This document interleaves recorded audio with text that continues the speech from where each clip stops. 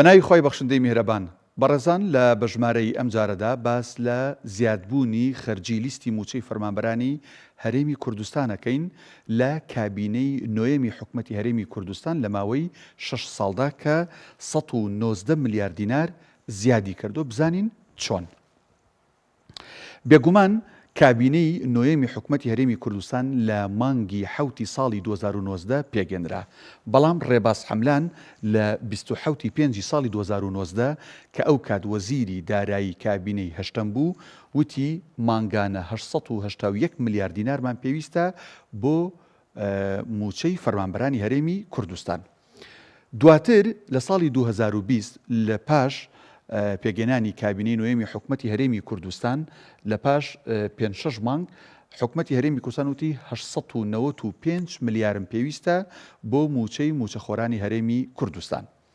لە ساڵی 2020 یاسای چاکسازی لە پەرلەمانی کوردستان دەرچوو، بەپێی ئەم یاسایە دەبوو خەرجیەکان کەمی بکردایە، بەڵام لە دوای 2-3 ساڵ لە دەرچوونی ئەم یاسایە لە ساڵی 2023 لە 18 بە تەحدید حکومەتی هەرێم وتی 913 ملیار دینارم پێویستە بۆ موچەی موچەخۆرانی هەرێمی کوردستان.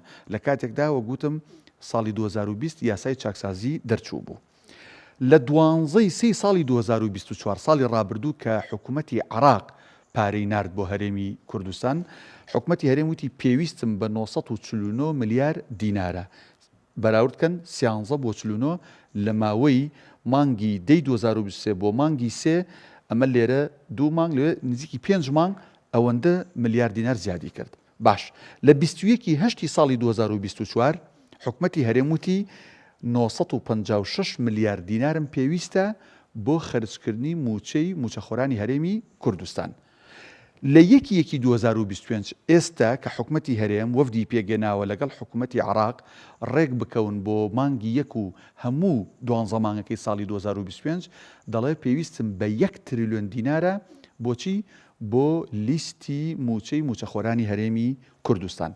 لە ماوەی ئەم کابینێدا ئەم 5-6 ساڵەدا 190 ملیار دینار خەرجی لیستی موچە زیادی کردو، لە کاتێکە پلەبەرزکردنەوەی فەرمانبەران ڕاوەستاوە، لە کاتێکدا با بڵێن تەعینکردنی موچەخۆران بە شێوازێکی فەرمی و بەرپڵاو ڕاوەستاوە، هیچ موچەخۆرێک تەعین نەکراوە لەم ماوەیەدا.